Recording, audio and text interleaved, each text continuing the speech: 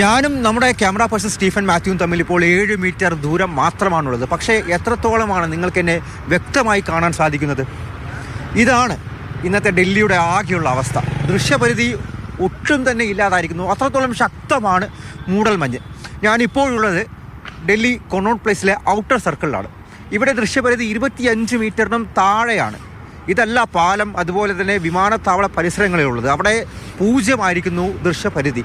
നോക്കൂ, ദൃശ്യങ്ങളിൽ കാണാം വാഹനങ്ങൾ ഹെഡ്ലൈറ്റും ഹസാർഡ് ലൈറ്റും കത്തിക്കാതെ പുറത്തിറങ്ങാൻ പറ്റാത്ത അവസ്ഥയാണ്. കാരണം കൂട്ട ഇടിയുണ്ടാവും. ഒരു വാഹനത്തെ പിന്നിൽ ഒരു വാഹനം വന്ന് ബ്രേക്ക് ഇട്ട് കഴിഞ്ഞാൽ ഇടിച്ചുകൊണ്ടേയിരിക്കും. അത്തരത്തിലൊരു അവസ്ഥയിലാണ് ഡൽഹി ഇന്നുള്ളത്. ഡൽഹി നിവാസികൾ അത്രത്തോളം ബുദ്ധിമുട്ടിലൂടെയാണ് ഇന്ന് കടന്നുപോയിക്കൊണ്ടിരിക്കുന്നത്. കടുത്ത തണുപ്പ് തന്നെയാണ് ഇപ്പോൾ ഉള്ളത്. ഏകദേശം 9 ഡിഗ്രിയാണ് ഇപ്പോഴുള്ള താപനില.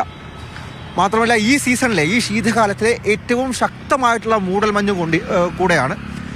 വാഹനങ്ങൾ പരമാവധി 40 കിലോമീറ്റർ വേഗതയിൽ പിന്നിടരുത് എന്നുള്ള കാര്യം മുന്നറിയിപ്പ് നൽകിയിരിക്കുന്നു സർക്കാർ. കൂട്ടയിടി ഉണ്ടാവാതിരിക്കാനാണ്. റോഡിലൂടെ നടന്നു പോകുന്നവർ, മുറിച്ച് കടക്കുന്നവർ, ഇവരുടെ എല്ലാം സുരക്ഷ മാനിച്ചാണ് ഇങ്ങനെയൊരു മുന്നറിയിപ്പ് സർക്കാർ നൽകിയിരിക്കുന്നത്. വ്യോമഗതാഗതം, ട്രെയിൻ ഗതാഗതം എല്ലാം താറുമാറായിരിക്കുന്നത്. ഉത്തർപ്രദേശ്, ഗുജറാത്ത്, രാജസ്ഥാൻ, മധ്യപ്രദേശ് തുടങ്ങിയ സംസ്ഥാനങ്ങളിൽ നിന്ന് അകത്തേക്ക് വരുന്ന ട്രെയിനുകളെല്ലാം ഡൽഹിക്ക് അകത്തേക്ക് പ്രവേശിക്കാൻ കഴിയാതെ അതിർത്തിക്ക് പുറത്ത് പിടിച്ചിട്ടിരിക്കുന്നു. 80ഓളം വിമാനങ്ങളാണ് വൈകിയിരിക്കുന്നത്.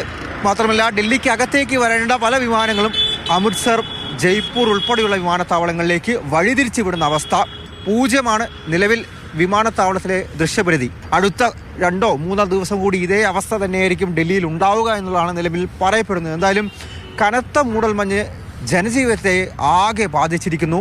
വാഹന ഗതാഗതത്തെയും ട്രെയിൻ ഗതാഗതത്തെയും അത് ബാധിച്ചിട്ടുണ്ട്. ഒപ്പം തന്നെ നല്ല തണുപ്പാണ്, വായു മലിനീകരണവും അതിനൊപ്പം തന്നെയുണ്ട്.